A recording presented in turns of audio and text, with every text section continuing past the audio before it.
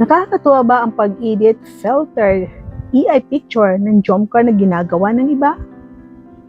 So bago naman po tayo mag-reaction ulit, i-shoutout mo natin si Kuya Val, si Ate Edna, si Kalinga Prab, ang mga kasama natin dito sa Team Kalinga ng mga reactors, charity vloggers, ambassador, deputy, kayong mga supporters, shoutout po sa inyong lahat, mga silent viewers, marathoners, shoutout kay Joma at kay Carla, at siyempre special mention ko shoutout ang kasamaan ko sa Karaba, Karipa, shoutout po, at ang Jomcar Fans for Life, shoutout po sa ating mga sulit na supporters, lalo na rin itong nagbibigay ng landing pad, shoutout po sa inyong lahat.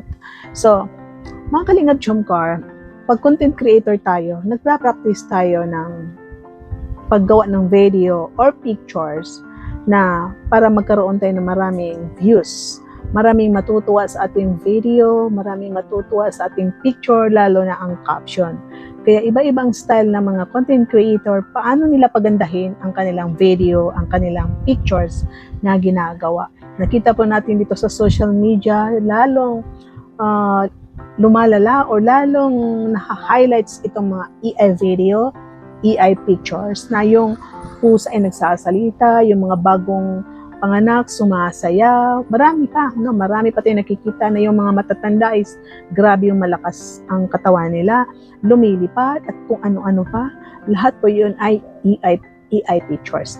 At merong mga apps din po ngayon, ang mga pictures ay binabago, yung nakatayo lang kayo, yung pictures na nakatayo lang kayo at straight body, pwedeng i-edit yun through AI na pwede silang paghalikin, pwede silang pagpayakapin, marami pang style dito sa AI na kung ano pang apps na yan na ginagamit. May kanya-kanyang strategy itong mga content creator galing sa apps kasi nakikita nila sa pag scroll, pag-research, nagtatanong ang iba, minsan dumadaan sa FYP mo, kaya maraming experiment sa pagpapagawa, sa paggagawa ng pictures AI. Dahil nga po, yun, ang ginagawa ng mga content creator is para gumaganda ang kanilang upload, ang kanilang video or pictures na siyempre magandang tingnan itong kanilang upload na maraming manonood, maraming titingin. Sino ba ito? Di ba po mga ka-Jomcar, Kalinga? So ito ang ating pag-usapan, itong pictures na ito. Bakit ba? Ano bang nangyari sa pictures na ito? So i-shoutout ko pala ito si Yu Yasmin. Ayan yung channel niya. Yu Yasmin. So ito si Yu Yasmin, alam ko ng lahat ng Jomcar community ay iba ang sinusuportahan niya. Hindi ko na rin siya i-mention. So, hindi ko rin sasabihin na kaya niya kinontent ang Jomcar dahil ba nagtapos ang kanyang sinusuportahan. Hindi naman po, no? Kasi siguro marami siyang sinusuportahan din na minsan diyan siya nakafocus, minsan i-upload naman niya itong ibang love team. Yun nga po. So, hindi ibig sabihin na kaya siya nag-upload ng Jomcar dahil tapos na ang kanyang sinusuportahan. Ulit At sa tingin ko, itong pag-upload niya ng pictures na ito, hindi niya siguro gusto, at hindi niya siguro gustuhin na para mabash ang Jomcar. Hindi rin niya siguro gustuhin para pagtawanan ang Jomcar. Gusto rin niya siguro na ma-appreciate siya, gusto rin niya siguro gumanda ang kanyang upload, gusto rin niyang gumanda ang kanyang post. Kaya, siguro nakita niya yung pictures ni Jomar at si Carla na nakatayo, ito. Nakatayo. So, nung makita niya ang picture na nakatayo, ang ginawa niya, ni-AI niya.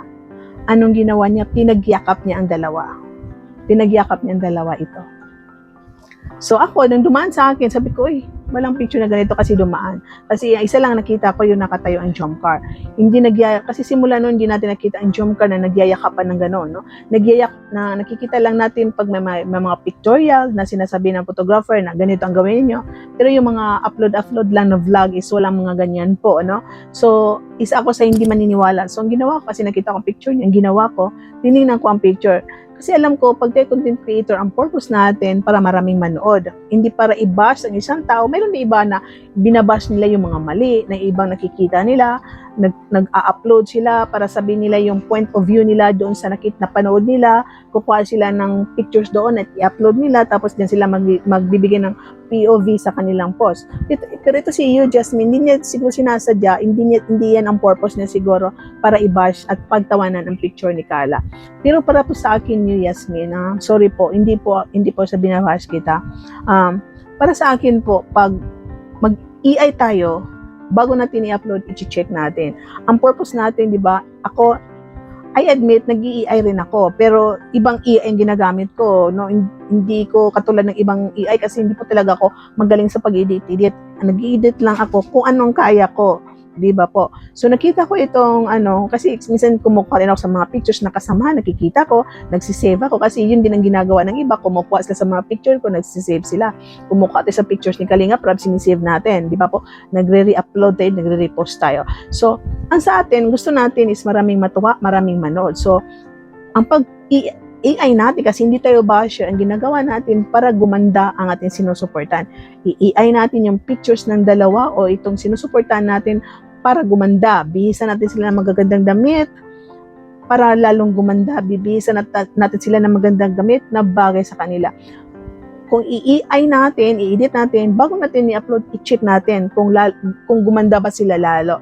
Pero kung nakita natin ang pangit tingnan, advice ko lang, huwag natin i-post. Sorry po kung hindi kita piniin kasi bala ko mag-comment dyan sa upload mo, sa pakinggan mo, bala ko mag-comment dyan sa upload mo, baka i-block mo ako. Kasi marami ako nakikita minsan nag-AI, kahit si Kuya Val, si Kalinga Prab, pinagbawalan natin sa kaka-filtered, kaka-AI ng pictures ng mga Kalingap Angels o Love Team. So, meron ako nasita na dalawa, block nila ako. Ayaw nila sitahin. So, hindi kita sinita kasi sabi ko, hindi na ako magsisita kasi kung sisitahin kita, baka i-block mo ako, hindi na kita match-check. Di ba po? So, yun ang ginawa ko. Sinabi ko sa kasama, sabi ko, i-reaction na lang kita para masabi ko ang mahaba-haba kong reaction. Kasi kung sa comment lang, may X sila masasabi ko.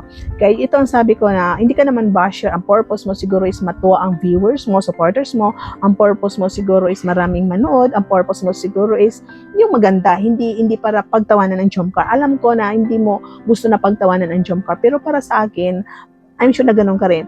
Bago natin i-upload ang ating post, ang pictures, i-check muna natin kung lalo silang gumanda or sa kagandahan nila baka pumangit, no? Kasi may mga AI talaga na nasisira ang muka sa kaka-AI natin, kaka-edit natin. So when I check your picture, ni zoom ko, nakita ko ang mukha ni Carla parang nagkatihagihawat, parang tumanda, kumulubot, okay na yung magka-freckles minsan nakaka-AI kasi mas bagay pa.